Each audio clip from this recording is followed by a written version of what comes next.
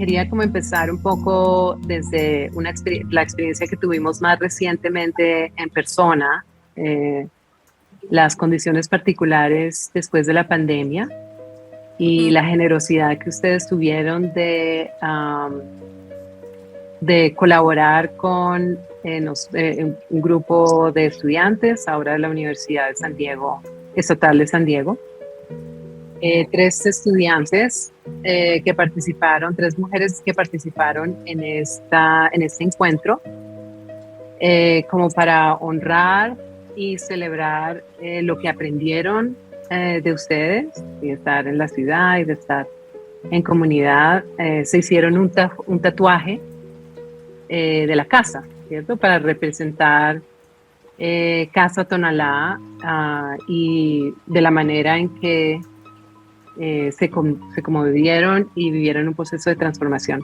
Lo que me pareció muy interesante al ver los tatuajes es que cada una de las casas tenía un diseño distinto.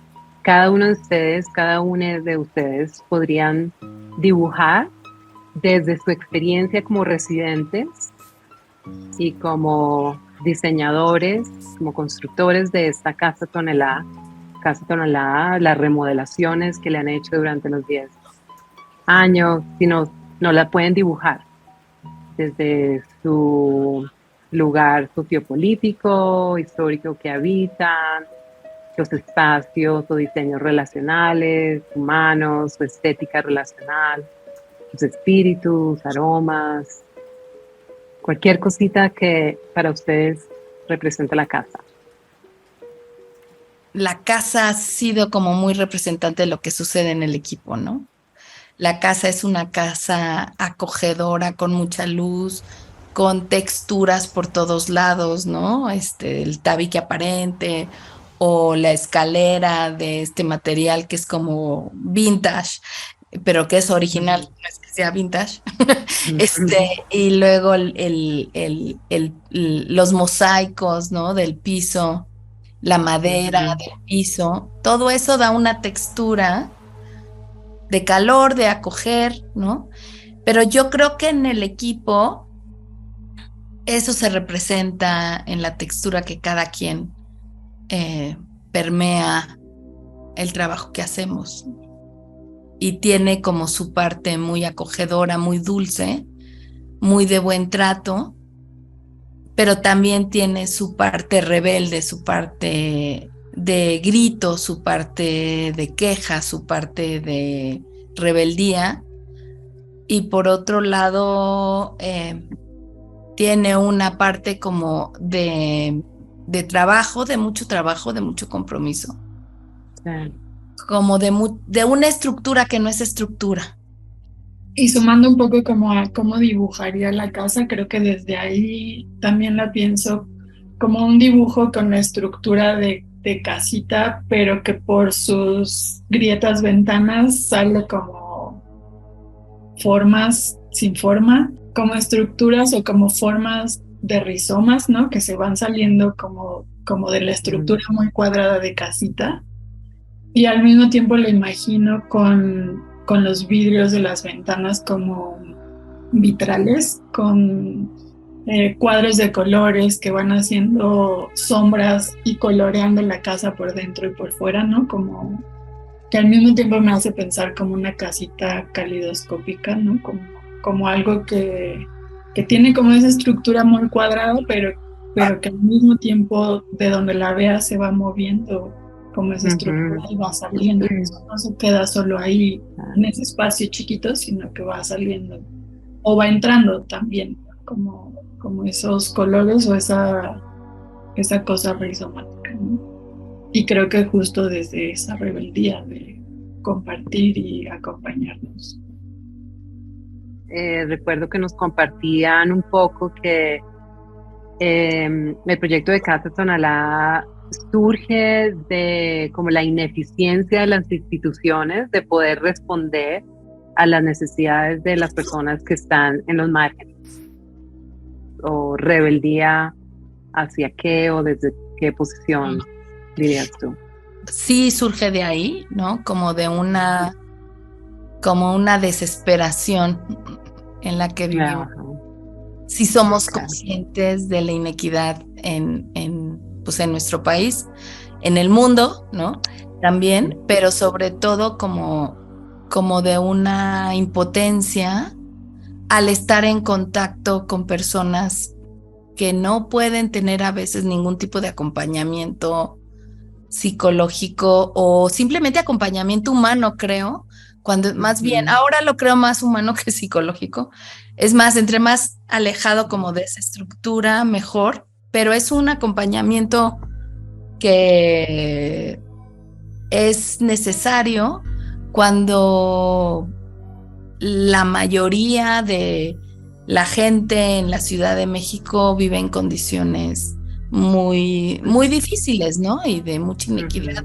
Y hay grupos muy marginados. La Ciudad de México pienso que es una ciudad, a comparación de toda la región del país, que es muy liberal y por suerte tenemos, creo que una visión un poco más amplia que en otros lugares como más, pues sí, más apegados a una visión más angosta de lo que debería de ser pues sí, las diferencias.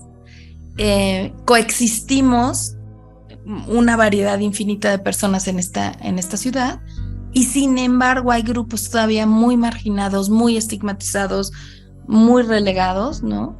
Y esa rabia que da vivir en una ciudad así y no poder hacer nada, yo creo que fue el impulso primario para poner un granito de arena a eso, ¿no? Justo pensaba hace rato como si una de las preguntas fuera cómo surgió. Mi respuesta rápida fue como en la rebeldía de la solidaridad, ¿no? Como sí, como una postura solidaria, pero que es rebelde, que cuestiona como lo aislado, lo individual, lo superinstitucional, y entonces justo donde surge no solo la casa físicamente, sino el proyecto real de Casa Tonalá fue en un momento de solidaridad entre dos personas que después fue sumando hacia otras personas, ¿no? Me quedé mucho pensando en eso, en cómo de dos personas fue pues abriéndose, ¿no? Con la posibilidad de ir invitando a más personas que se pudieran como sumar. En ese caso, pues también me siento parte en ese sentido. Me quedé pensando muchísimo en el loguito de la casa en sí y sobre todo en las ventanas y pero sobre todo en las ventanas, que si uno ve de afuera hacia adentro, pareciera que son unas ventanitas que tienen como unos barrotitos, ¿no? O sea, como así, pero yo como lo estoy viendo es no que no puedan entrar, sino más bien que esto lo que hace es que cubre la posibilidad de todo lo que sale de adentro hacia afuera. O sea, no hay manera de que se acabe o de que se tape, sino que esas partecitas son justo las que hace que siempre exista, como decía Marina, una casa muy iluminada, como de mucha luz siempre, como que antes en la presencialidad y ahora en esta virtualidad que cada quien la va trayendo a su manera, las conversaciones que se han generado y que se siguen generando, ¿no? Como que eso es lo que hace, es como una especie de dínamo que hace que la luz se haga más grande, ¿no? O que sea de diferentes colores, dependiendo justo de lo que va la conversación, ¿no? Pero siempre con esa intención.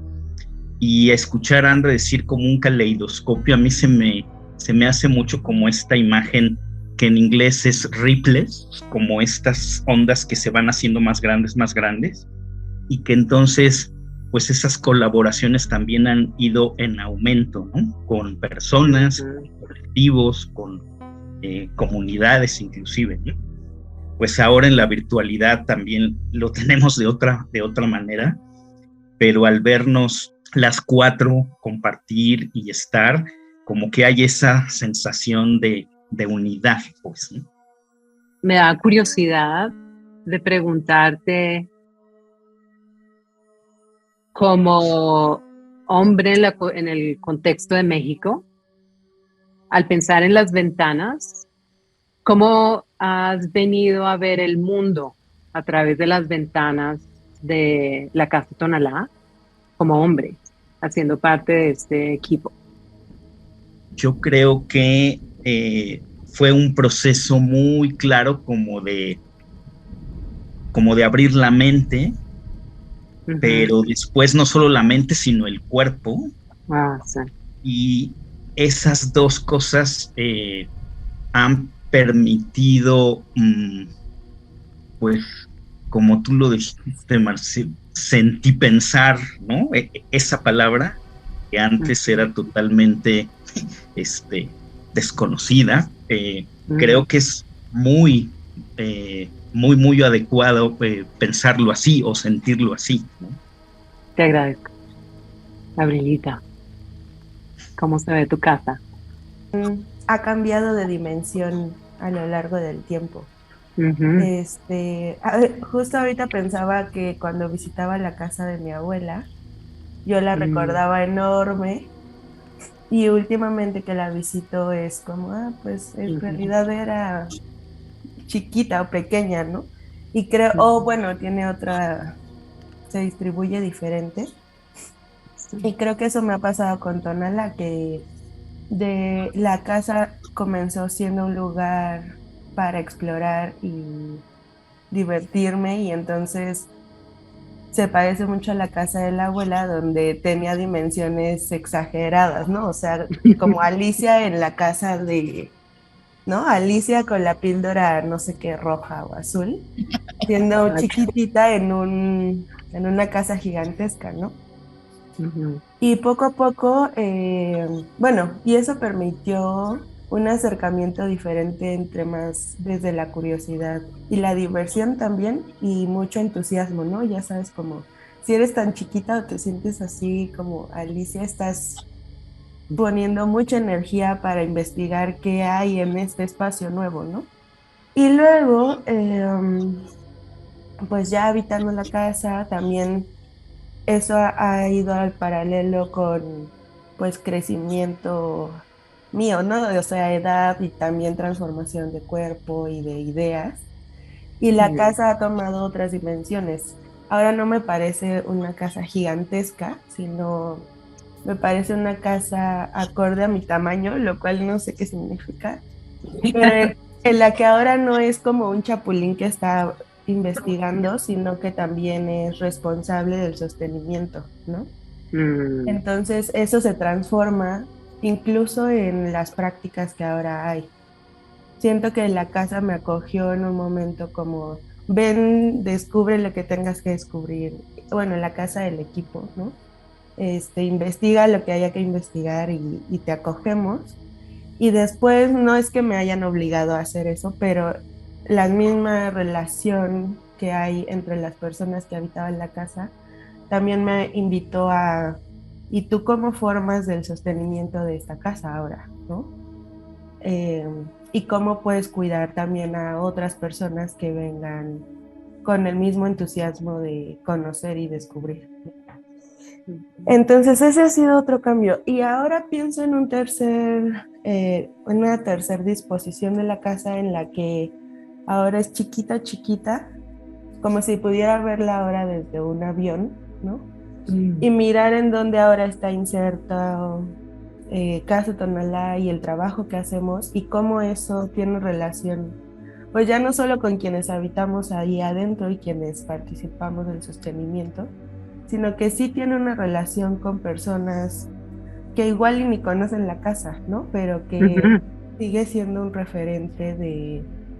Cuenta la leyenda que hay un lugar, ¿no? Donde se trabaja de esta manera, ¿no? O donde hay personas que hacen esto. Creo que se siguen fomentando las tres anteriores, ¿no? La curiosidad, la alegría, la diversión, la responsabilidad por el sostenimiento, pero también ahora lo pienso como un lugar en el que se pueden, al que puedo volver, ¿no? E intercambiar lo que haya fuera de Casa Tonalá y ver cómo ahí pues se gesta diferente o se teje distinto, ¿no? Entonces creo que ha tenido esas tres dimensiones la casa a lo largo de mi estancia ahí. Oye, estoy pensando en la idea de la responsabilidad, entendiendo la responsabilidad como la habilidad de respuesta. ¿A qué estás respondiendo? ¿Cuál es la habilidad que ha surgido desde la casa, de la leyenda de la casa a la que estás respondiendo? Pues creo que en eso coincido con lo que decían Marina y Andrea de generar proyectos que no estén al servicio de solo la producción, sino responder a espacios en los que las personas que están a tu lado son importantes, ¿no? Y las personas con quienes estás brindando algún acompañamiento son importantes, ¿no? Como hace mucho tiempo me decían que muchas personas no ven a los ojos porque eso significa responder frente a la existencia de esa persona, ¿no? Entonces, pienso en eso, como en responder a que hay personas frente a mí existiendo y cuya vida es importante, ¿no? Y también, pues, bueno, eso más como directo de quienes me acompañan, pero al mismo tiempo responde a un sistema, pues, en el que las personas hemos vivido, pues, no condiciones dignas de vida, ¿no? Y muchas veces hemos dicho que esto es como una burbuja, ¿no? Que sabemos que afuera no siempre va a ser igual que aquí, pero en el intento de crear terreno y espacio en donde más personas podamos vivirlo desde ahí. Entonces creo que responde a la injusticia también que vivimos fuera o que nos atraviesa, y responde a la existencia de las personas que la habitamos, ¿no? Y con quienes compartimos.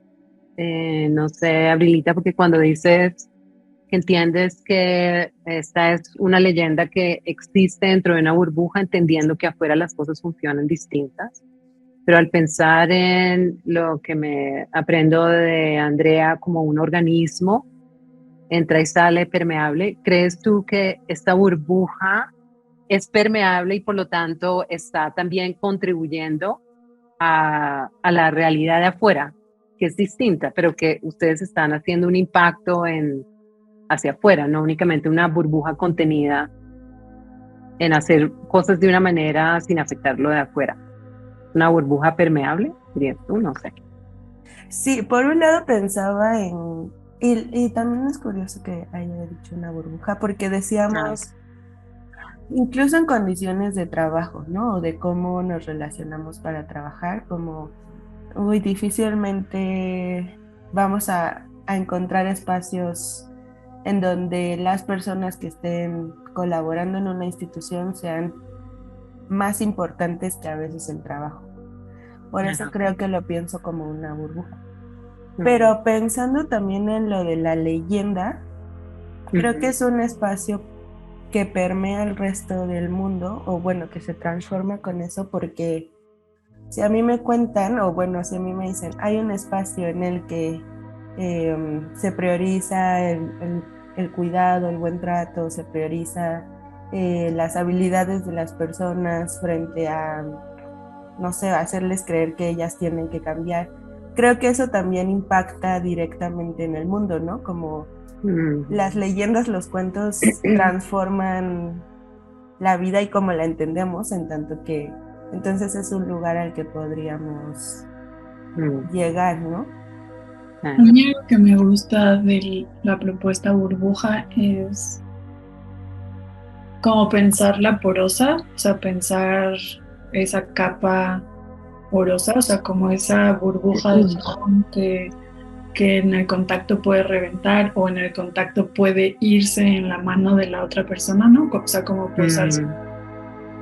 Y uniéndolo un poco a la invitación de las prácticas narrativas de usar las grietas y mirar qué hay ahí y así, pienso la porosidad de la burbuja como esa posibilidad de que la interacción o el contacto con lo exterior va nutriendo o informando a la burbuja y la burbuja hacia afuera, ¿no? Como no es algo estático ni tampoco una muralla que proteja para que nada entre ni un campo como minado, ¿no? Como que hay que proteger muchísimo, sino que también tiene esa fragilidad, ¿no? Creo que el proyecto Casa Tonalá y las personas que lo habitamos tenemos esa fragilidad de burbuja, porque también nos hemos quebrado con la interacción de lo que hay afuera y de las personas que han llegado a cuestionar o a hacer mucho ruido o tambalear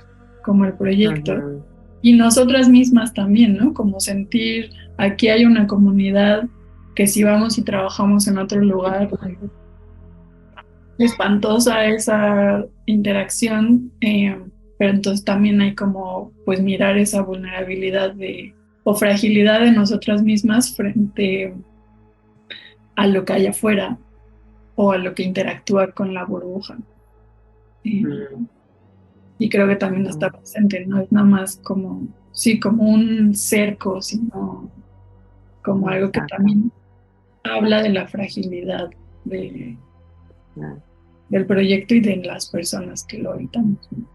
Creo que dentro de la misma burbuja puede haber una burbuja terapéutica. Estoy pensando la burbuja como algo totalmente flexible y que además, como su forma es redonda, pues nos permite el movimiento todo el tiempo.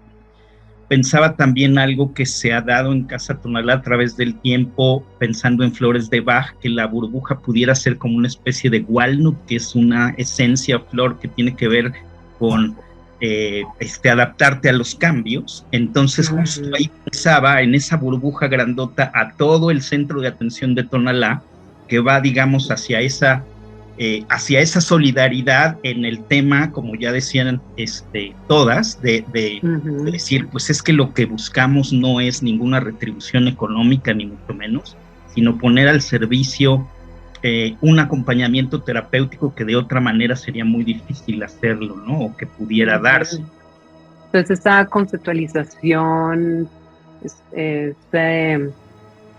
que comparten es una conceptualización muy útil de reconocer el valor de la diferencia, de que sí hay diferentes prácticas éticas, políticas que otros organismos, pero no se minimiza porque no es como las burbujas dominantes de afuera, ¿no? Entonces, les agradezco mucho la contribución. Y Andrea, te quería hacer una preguntita. Hiciste alusión como la propuesta de la terapia narrativa de las grietas. Me llamó la atención, creo que por dos motivos. Conecto la conceptualización de las grietas desde el pensamiento decolonial feminista o más desde el lugar de Abya Yala o Latinoamérica, que la propuesta de las grietas es como particular. Y la terapia narrativa también la escucho desde la propuesta de Australasia, trabajo de Michael White y de Epstein. Entonces, cuando dijiste la propuesta de la terapia narrativa de las grietas, me llamó la atención porque no había conceptualizado que esta propuesta es de la terapia narrativa, sino que, entonces no sé si esta es la versión de la remodelación de la terapia narrativa que ustedes están haciendo en Casa Tonalá, de traer estos conocimientos a través de estas burbujas permeables, vulnerables, o si entiendes las grietas como una propuesta original.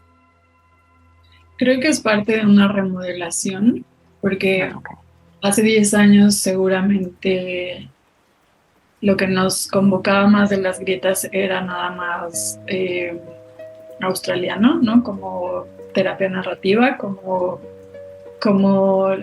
esta propuesta de los discursos tienen fisura o las historias de las personas tienen huecos que no se están nombrando y entonces hay que entrar ahí o hay que proponer, cuéntame más de ese algo así.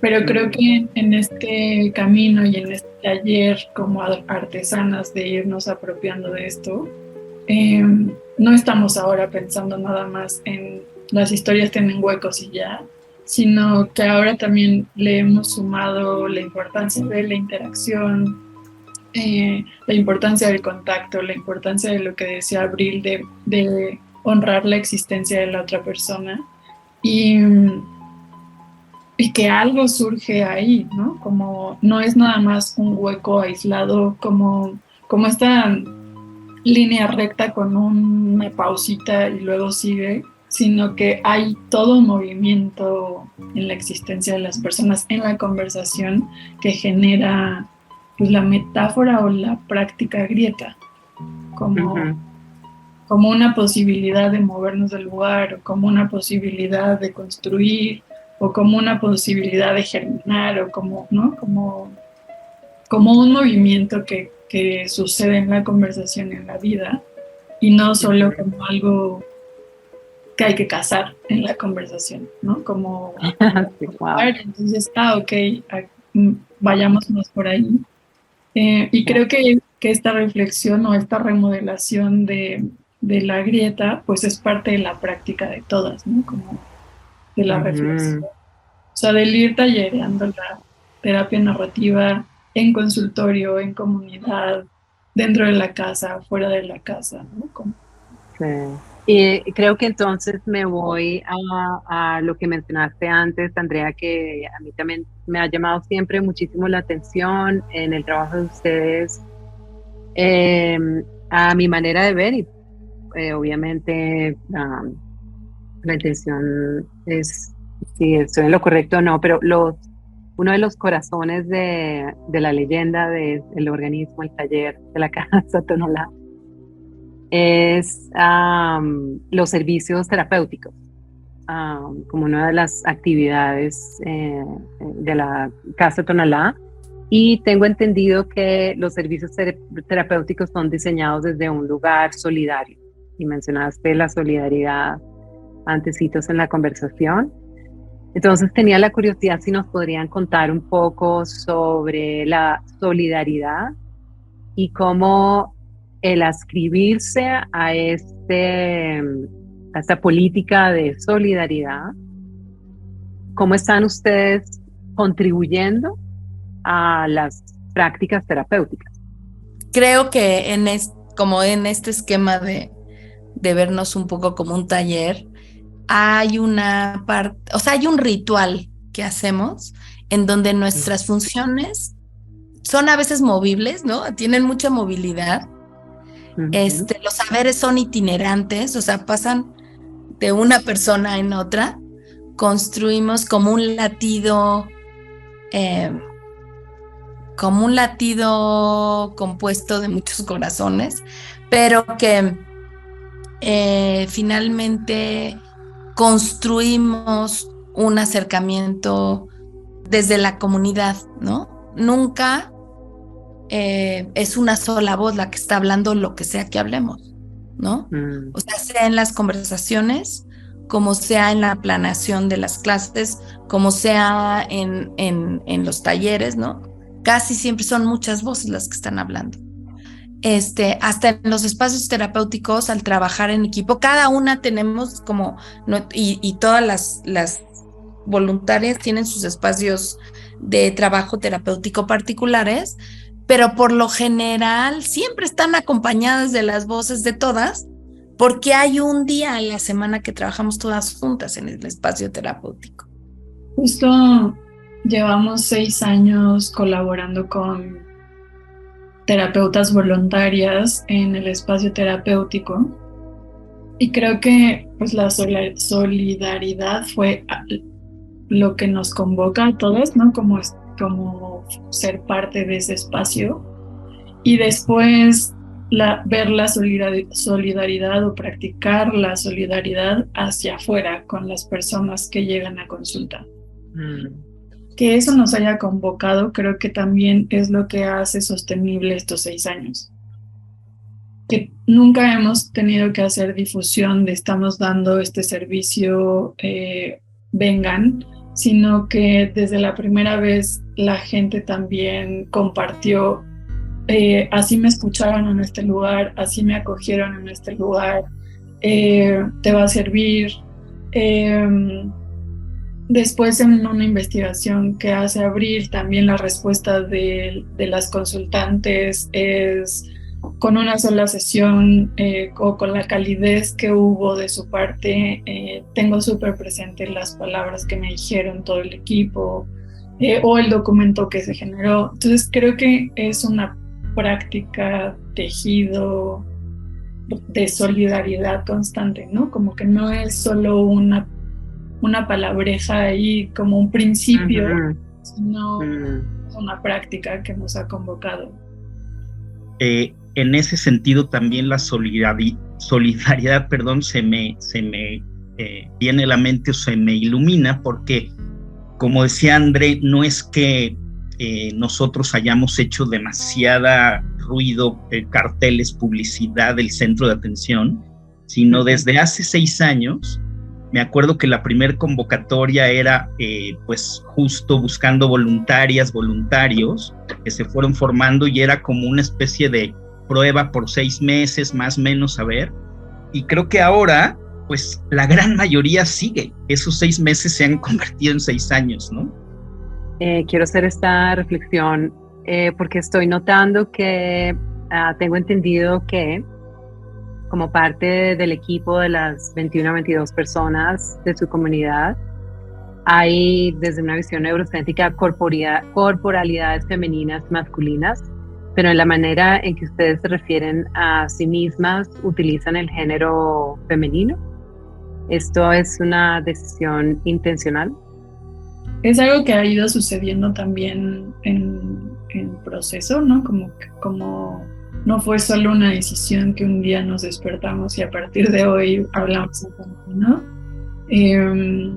pero algo que muchas veces decimos en los cursos de diplomados o talleres así, es que la postura de lo femenino es por 2 vías. Una, estamos hablando de las personas para las personas con las personas, y que también sabemos la complejidad de la etiqueta persona, ¿no? Como quienes entran o quienes no entrarían ahí.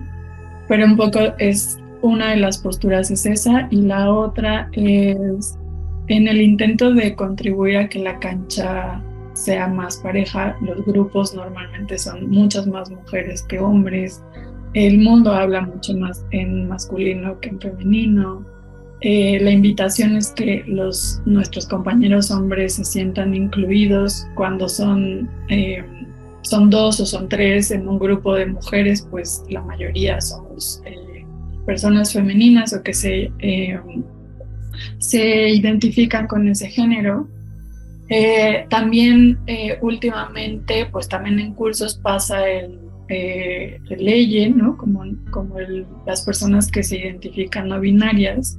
Entonces también, pues también están incluidas en la postura de estamos hablando con personas para personas. Entonces es un intento de sentirnos parte del grupo y de contribuir a que la cancha no ha sido pareja hace muchísimo tiempo.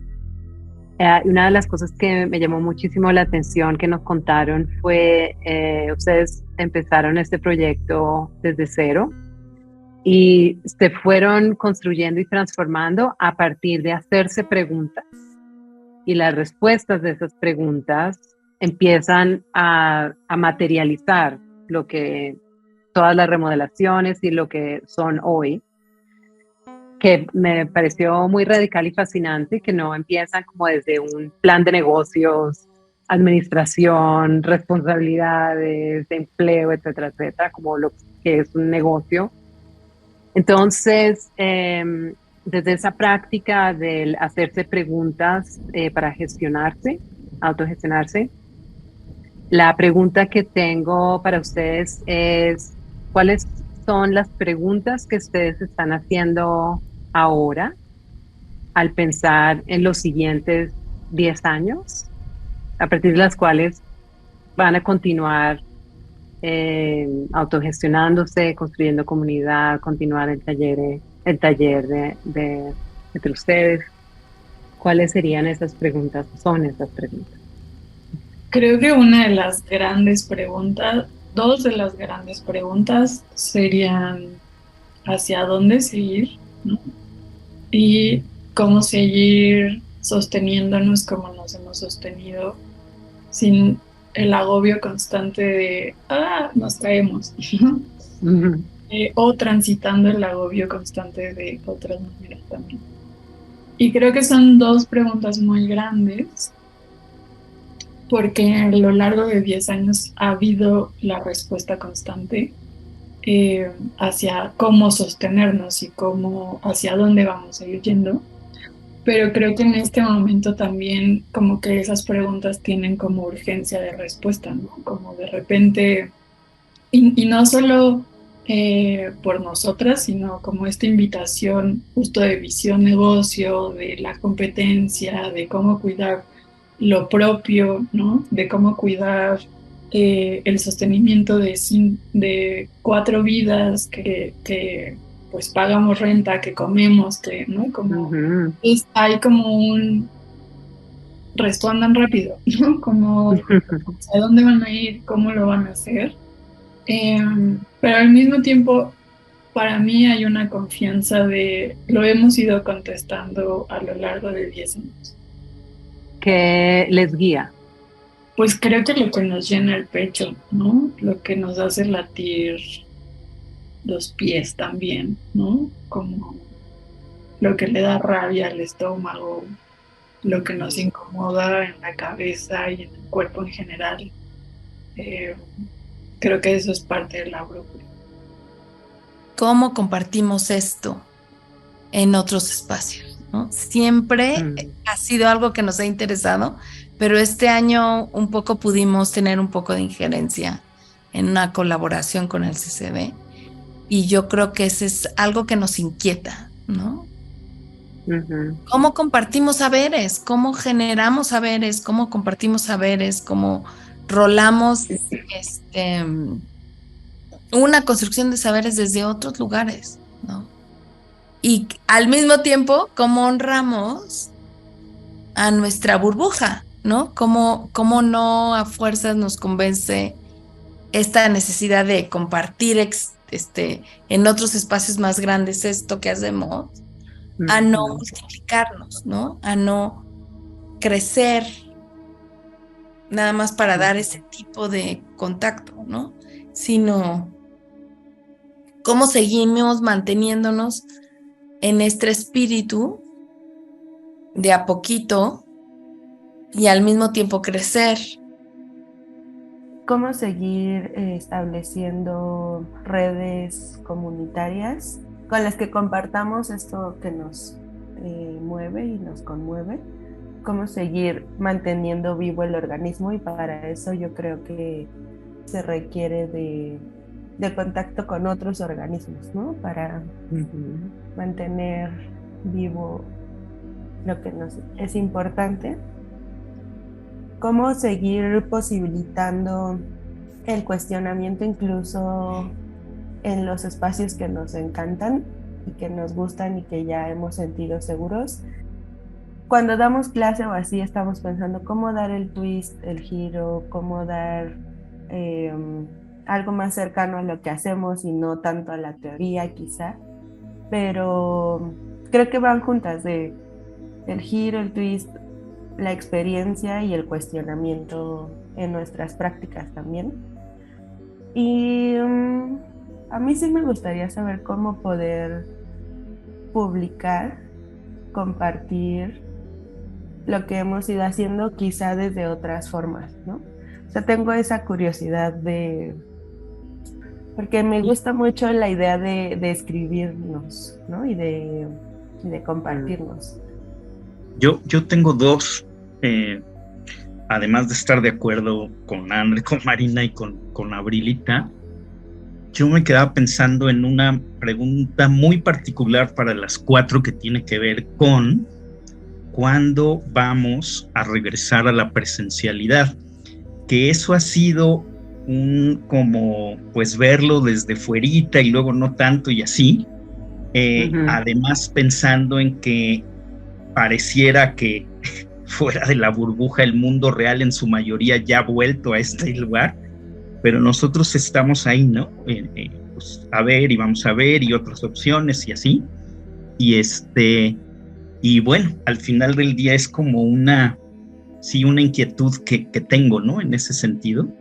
Y la otra un poco más particular, un poco en la partecita que hacemos mis compañeros y yo en el grupo que manejamos con hombres y estas cosas, esta pregunta de siempre cómo incomodar, no, sino así sacudirse y decir, no, espérame, y luego cómo le hacemos y cómo te mueves de aquí, ¿no? Porque esto es algo inacabado, esto es algo que siempre está en total cambio todo el tiempo. Bien, muchísimas gracias. Creo que llegamos al final de nuestra conversación. Abren ustedes un resto de posibilidades muy concretas de acción y la inspiración. Entonces me voy con la leyenda Tonalá y yo escucho la leyenda desde el realismo mágico dentro de la cultura colombiana, en donde lo mítico es más real que la realidad. Esta es una leyenda mítica de Tonalá, de un taller de artesanas trabajando comunalmente por vidas dignas, que es realmente absurdo pensar que trabajar por la dignidad de las personas es un asunto al que hay que trabajar, porque vivimos en un mundo en donde eso no es posible, y cómo nos inspiran ustedes a quienes hemos estado en estos intercambios de permeabilidad, nos inspiran a también gestionar desde nuestros lugares, ¿cierto? Así que creo que estoy sintiendo efectos de la permeabilidad de su burbuja. Ahora que estoy aquí en Colombia y tengo 6 meses para pensar, les agradezco muchísimo la conversación.